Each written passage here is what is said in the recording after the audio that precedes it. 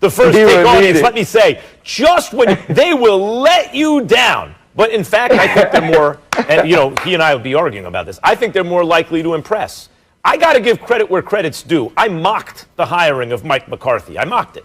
Because they were trying to sell us on the idea that he knows the analytics now. And he came out, I understood the errors of my ways. I was too old school. I should have looked at the analytics. Now I get it. Even though front offices have like staffs filled with guys with PhDs from MIT nowadays. But he understands when to go for it on fourth down because he consulted a chart. Give me a break. That was just a way to package him to the fans because Jerry Jones doesn't want a coach who's going to get credit if they win. He doesn't want a coach who will actually push back against him, right? So that's why Mike McCarthy was hired. No one was beating down Mike McCarthy's door. He lost his job with Aaron Rodgers in Green Bay. That's how the game had passed him by. So I mocked the hiring, and early on I laughed at it, right? And as they were doing poorly, I said, "See, this is why this is Mike McCarthy." But I must give credit where credit's due. I like what I've seen from McCarthy recently. You don't win a Super Bowl without being like the CEO of the franchise, right? Well, maybe if you're Ditka and you have Buddy Ryan, but like otherwise, you really have to be the guy and have some kind of organizational talent. And he won a Super Bowl. Yes, he had Aaron Rodgers, but he's a Super Bowl winning coach. And he's starting to show why, I think, Ryan. I started to see it in the Eagles game. And they lost by 2 touchdowns. But early in that game, with nothing. Like their whole offensive line, which was the strength of the team for years, they've spent like 4 out of 5 years first-round picks on the offensive line. Everyone talks about it. They put their draft picks where their mouth was, right? And they had this great offensive line. That was the key to their team. They're all gone. It's done. The offensive line that we used to know is gone. And it's not coming back for the most part. So that's gone. He didn't have that. The defense we all know about, right? And he didn't have his quarterback or his backup quarterback at the time. And I saw them come out against the Cowboys early, march right down the field. And I thought, okay, that's a well-coached team. That's a team that's ready. They just didn't have enough. They got beaten by the Eagles. I get it. And then what happened? They played the Steelers, the undefeated Steelers. They gave them a tough game. They played the Steelers very competitively. Now, that rivalry in terms, those are the two out-of-market teams that this country used to root for. Either a Steelers fan if you had a soul, or a Cowboys fan if you were a front runner without a soul, right? If those were the two out-of-market teams when I was a kid, because they used to win Super Bowls in the 70s. So I get it. It's kind of a rivalry, and maybe the Cowboys just played up to that, but they looked well coached to me again. And then they beat the Vikings. And let me tell you something about Minnesota. Minnesota was on a 3-game winning streak against the NFC North rivals. They beat the whole NFC North. Now, that includes the Lions, yes, but also the Bears in that defense and also the Packers. So the Cowboys beat a good team on a roll, or at least a competitive team that was playing very good football in the month of November. This is a Cowboys team, I have to hand it to Mike McCarthy, Ryan, that is well coached. I think they're playing a team that had everything to, every reason to just roll over, has not, and I expect them to beat Washington. You know what, Max? Before you started talking, I was like, I feel like Max is going to have an excellent analysis about this. And oh my gosh, you were spot on. I mean, they played the Steelers tough and they beat the Minnesota Vikings, which nobody could have ever told me ever in the world. And they are playing better. Mike McCarthy coaching well, that's to be decided. But they have the weapons on offense, and you think to yourself, this team has it going. But what they had to lose? They were down. Nobody was expecting them to win the NFC East anymore. Everybody had said the Eagles were going to do it. And now, all of a sudden, the Dallas Cowboys on Thanksgiving Day, where they play all the time and they continue to be the gift that keeps on giving, have expectations. And they have goals. And they can actually win the NFC East.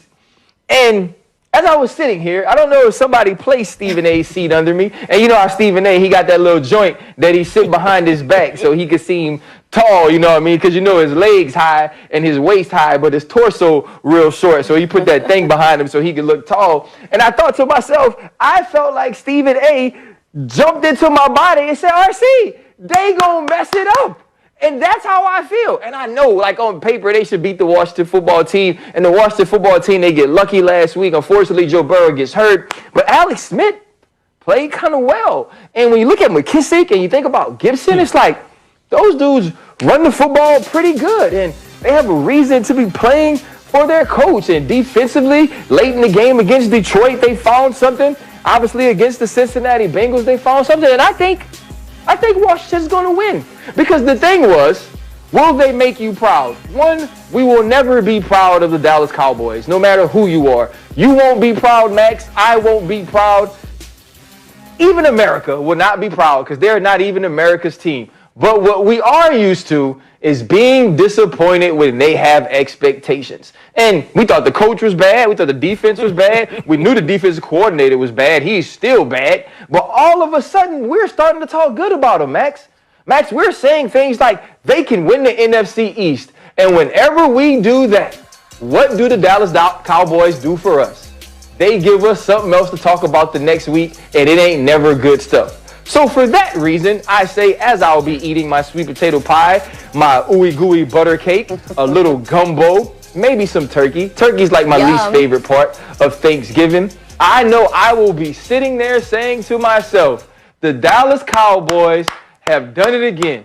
They've given me something to talk about on First Take on Friday morning because somehow, some way, they're going to lose this game. If it wasn't for the hairline, I mean, I might have to call you Stephen A. Clark.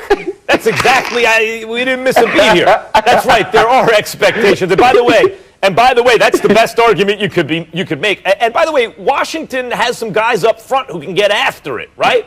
All those things are true. Man, but I don't think that, when you see a trend, in a certain direction, like I was talking about the way they were coached after the Eagles game, which again, they only scored 9 points. They lost by 2 touchdowns. But I thought, nope, I see something happening here. And then it continued. They played the Steelers better. And then it continued. They beat the Vikings. This is a team that is trending in the right direction.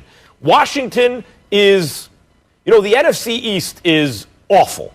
But there's no team in it at the moment like the Jets. There's no team in it let you go, okay, come on. You could say, hey, you actually have to prepare for Washington or the New York Football Giants. They do have a defense. There's no absolute bottom feeder. This team is incapable of winning, and that includes Washington. I just like the way Dallas is playing more, but maybe I may have to concede this debate because certainly you're right. There are certain expectations for the Cowboys at the moment, considering the NFC East is so soft. 5 wins, maybe 6 wins. I'm rooting for 5. Wins the division. Maybe they're all set up to disappoint you on Thanksgiving, and these are as high as they can set expectations before the come down. But I actually think expectations could get a little higher. I think expectations around Christmas, like give it a couple more weeks, let them get to the point where they're going to win the division, and then they fall flat. No, I think it's a little early. The thing is, right? See. Well, the thing is, like, we can't wait till Christmas now. It's 2020. You need to get disappointed on other holidays.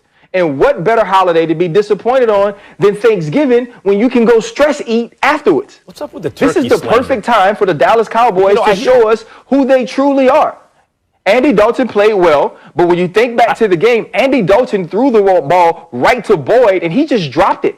The game's supposed to be over. It's supposed to be an interception in the end zone, give the ball back to Kirk Cousins and the Minnesota Vikings. And so there still are those little things that happen in that game, which have to happen for teams to win, right? Justin Jefferson, who's barely dropped the ball all season, drops a sure first down conversion on second down, which leads to the fourth down incomplete pass. And so all of these little things happen to set us up for this week. To make Jerry Jones start to feel good about hiring Mike McCarthy, for this defense to start to feel good, which they got some people healthy, right? Van Der Esch or Woozie. I still think that tomorrow, Alex Smith and Washington find a way to win, and we'll be disappointed in the Cowboys again.